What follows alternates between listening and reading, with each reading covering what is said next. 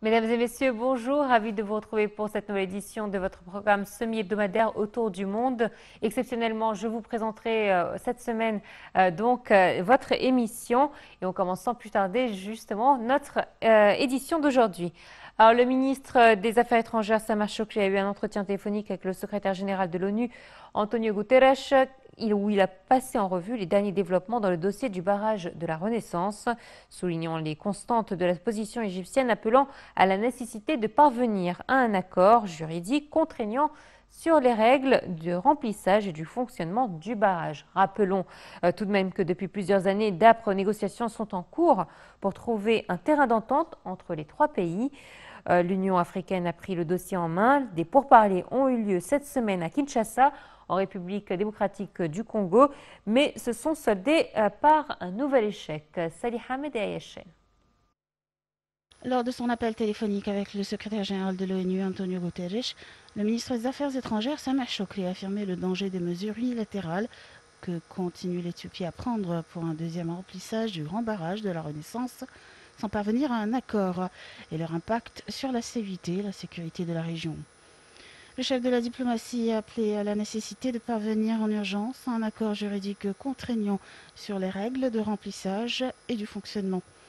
M. Shoukry a adressé des messages au président de l'Assemblée générale de l'ONU et a demandé qu'il les généralisé en tant que document officiel qui explique tous les aspects liés au barrage de la Renaissance et les évolutions et étapes des pourparlers. 170 mètres de haut, près de 2 km de long, ce méga barrage sera la plus grande installation hydroélectrique d'Afrique. L'Éthiopie est sur le point d'achever ce projet phare de son développement économique, mais le pays ne parvient pas à résoudre la discorde avec ses voisins, l'Égypte et le Soudan, qui craignent pour leur approvisionnement en eau. Appelé barrage de la Grande Renaissance éthiopienne, l'ouvrage, dont la construction a débuté il y a 10 ans, se situe sur le Nil bleu, un cours d'eau qui rejoint à Khartoum le Nil blanc et qui fournit 60% du débit du Nil. Depuis plusieurs années, d'âpres négociations sont en cours pour trouver un terrain d'entente entre les trois pays. L'Union africaine a pris le dossier en main.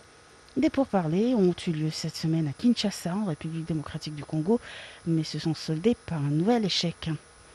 Parmi les principaux points de blocage, il y a la manière dont le barrage sera géré au cours des différentes périodes de sécheresse, ce qui revient à savoir quelle quantité d'eau l'Éthiopie serait prête à relâcher du réservoir du barrage.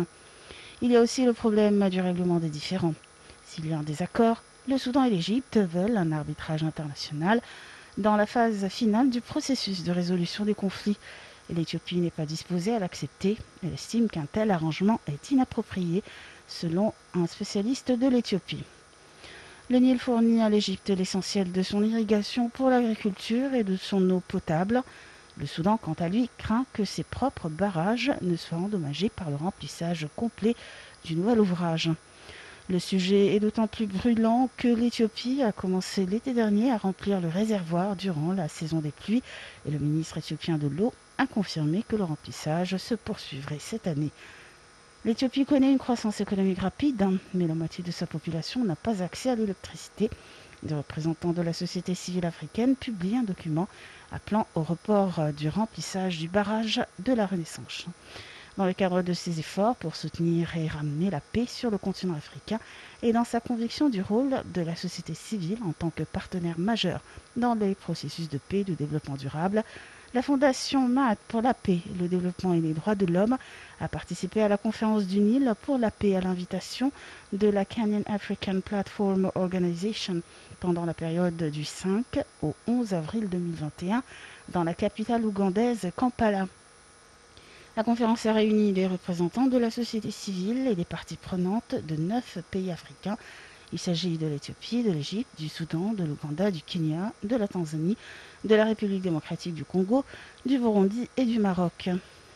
Au cours de la conférence, des experts des questions relatives à l'eau, aux droits de l'homme et au développement durable ont débattu de l'importance du Nil et des accords organisant la gestion et la distribution de l'eau en mettant l'accent sur la crise du barrage de la Renaissance afin de proposer des solutions alternatives.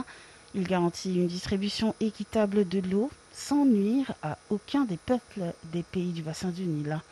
Tous les participants ont convenu de publier un document contenant un certain nombre de lignes directrices pour trouver des solutions équitables pour tous. Ce document affirmait le principe de la non-atteinte à aucun des trois peuples. Voilà, nous a rejoint par téléphone Dr Raouf Gharfar, analyste politique. Bonjour. Bonjour. Alors, c'est vrai que les échecs en négociation se multiplient. L'Éthiopie paraît assez, on va dire, sourde d'oreille par rapport aux tentatives soudanaises et égyptiennes de trouver un accord équitable entre les différentes parties. Bref, il se pourrait que nous arrivons à l'étape de l'arbitrage international que réclament le Soudan et l'Égypte, mais que l'Éthiopie refuse. Pourquoi refuserait-elle un arbitrage international? Pense-t-elle que son dossier, justement, est faible? Certainement. Ça va sans dire que le dossier, l'argument que l'Éthiopie a est complètement faible et ça ne tient pas. Et nous avons remarqué ça, comme vous l'avez dit, échec après échec, décalage après décalage. Depuis 10 ans, nous sommes en négociation, pas de progrès. Et c'est toujours à cause de l'Éthiopie. Ils ne sont pas sérieux. Ils ne veulent pas trouver une solution. Ils font le sourd de tête, comme vous venez de dire, le sourd d'oreille. Donc, je veux dire que nous avons un argument très, très valable. Notre cas est très solide. Nous avons des accords et des engagements internationaux qui datent de plus d'un siècle. Notre cas est juste et nous avons offert justement toutes les options, comme je viens de dire. Nous sommes entretenus en négociation directe, ça n'a pas marché, avec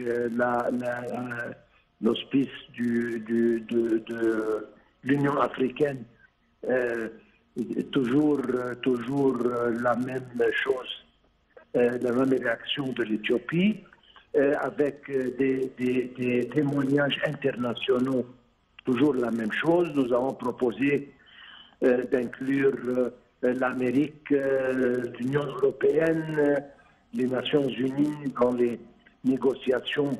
Ils n'ont pas voulu. Mais maintenant, voilà, vous avez bien dit que nous allons aller à l'arbitrage international. J'espère que de son côté, je doute fort, mais j'espère que cette fois-ci, ils accepteront. Et je répète ce que vous avez dit, c'est que leur cas est très faible. C'est pour ça qu'ils essaient de décaler. Et franchement, on ne comprend pas. Justement, c'est ce que j'allais vous dire. L'Éthiopie n'est pas une puissance mondiale, c'est un petit pays par rapport au reste du monde. Ce n'est pas un pays influent dans le continent africain. Comment, quel est son pouvoir? Comment arrive-t-elle à rester sur cette position, sachant qu'elle a quand même une faiblesse dans son dossier, qu'elle n'est pas soutenue par la majorité des pays. Donc on se demande comment elle prend une telle position et elle est bornée, elle ne veut pas changer d'avis ni trouver de compromis, alors qu'elle a tout à perdre. Absolument. Le soutien de la plupart des pays, même peut-être des pays qui soutiennent l'argument de l'Éthiopie sont 2 ou 3 pays dans tout le monde, peut-être. Mais c'est un pays vulnérable, comment on doit dire. Et c'est simplement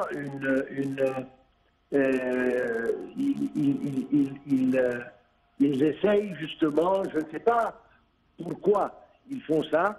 Peut-être le monde ne donne pas malheureusement à cette crise l'importance déservée. C'est pour ça que elle continue dans cette attitude complètement incompréhensible. Et malgré, il y a pas mal de pression d'ici et là, mais moi je pense, à mon propre opinion, qu'ils ont tellement de problèmes internes qu'ils veulent justement divertir le peuple ce barrage. Mais en principe, ils n'ont pas d'argument, ils n'ont pas de cas. Et encore une fois, à mon opinion, ils vont soumettre à ces pressions tôt ou tard. Oui. Et ils vont s'asseoir sur la table de négociation oui. et ils vont accepter ce que la communauté internationale va décider. Docteur Raouf Ghaffar, merci à vous de votre participation à notre programme de ce matin. Très bonne journée à vous. Voilà, nous poursuivons quant à nous notre tournée dans l'actualité africaine avec l'Égypte et le Kenya qui ont tenu un round de concertation via visioconférence pour discuter des questions régionales et de celles onusiennes d'intérêt commun. Alors, la délégation égyptienne participant à ces concertations était présidée par l'ambassadeur Chérif Aïssa, ministre adjoint des Affaires étrangères pour les affaires africaines, alors que celle kenyane était dirigée par l'ambassadeur Salim Salim, directeur général du département des affaires internationales et multilatérales du ministère des Affaires étrangères. Les discussions ont porté notamment sur la situation en Corne de l'Afrique, l'avenir de la mission de l'Union africaine en Somalie, ainsi que sur l'utilisation des ressources hydriques transfrontalières. La délégation égyptienne a passé en revue les développements liés au barrage de la Renaissance à la lumière des dernières réunions qui ont été tenues à Kinshasa. Direction la Somalie à présent, le président somalien a promulgué mardi la loi prolongeant son mandat de 2 années alors qu'il est arrivé à échéance depuis le 8 février. Ce geste intervient après le feu vert de la Chambre basse du Parlement. La mesure est dénoncée par le Sénat et l'opposition. C'est un développement qui est loin d'apaiser le climat politique déjà tendu dans le pays. Depuis l'échec des négociations entre le président Farmajo et les leaders régionaux du pays, ayant empêché la tenue de la présidentielle. Alors la communauté internationale met en garde contre une décision qui constituerait une grave menace pour la paix et la stabilité de la Somalie ainsi que de ses voisins et n'exclut pas de sévir, tout en appelant à la reprise du dialogue en vue de l'organisation des élections démocratiques. Et le président ougandais Yoweri Museveni et la tanzanienne Samia Hassan Suluhu ont signé dimanche à Kampala l'accord relatif à la construction de pipelines qui servira à l'exportation du brut produit en Ouganda. L'ouvrage de 1440 km reliera la région occidentale ougandaise au port maritime tanzanien et de Tanga. La pipeline sera le plus long chauffé à l'électricité à l'échelle mondiale. Coût du projet, 3,55 milliards de dollars. Il acheminera le brut extrait dans 2 champs pétrolifères, le champ Kingfisher exploité par la China National Offshore de Oil Corporation et le champ Tilanga exploité par Total, des réserves découvertes en 2006. La Tanzanie devra percevoir de l'Ouganda 12,20 dollars par baril exporté via le pipeline. À terme, l'ouvrage permettra la création de 10 000 emplois. Au départ, c'est le Kenya que cette pipeline devait passer, mais le coût du projet avait été jugé exorbitant.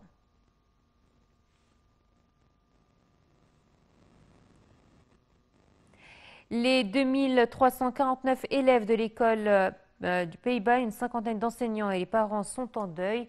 Un incendie s'est déclaré mardi qui a ravagé 25 classes en paillotes construites dans une ruelle marchande très encombrée sans clôture.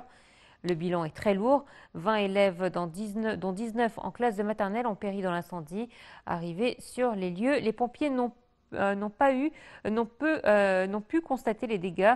L'ensemble du jardin d'enfants et une partie de l'extension était partie en fumée.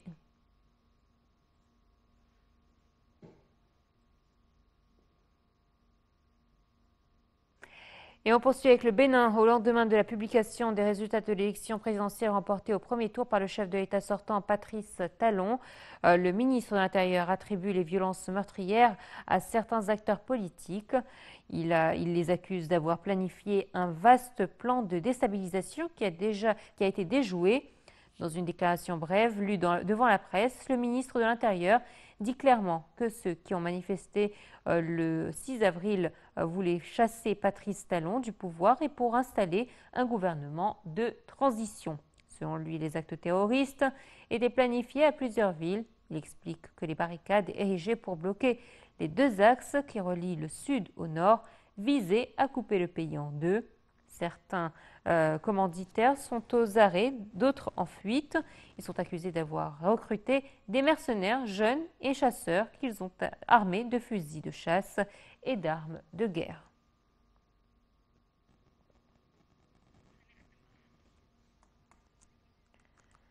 Voilà, c'est ainsi donc que prend fin notre émission. Merci de votre fidélité. Excellente suite de programme sur NTV International. Au revoir.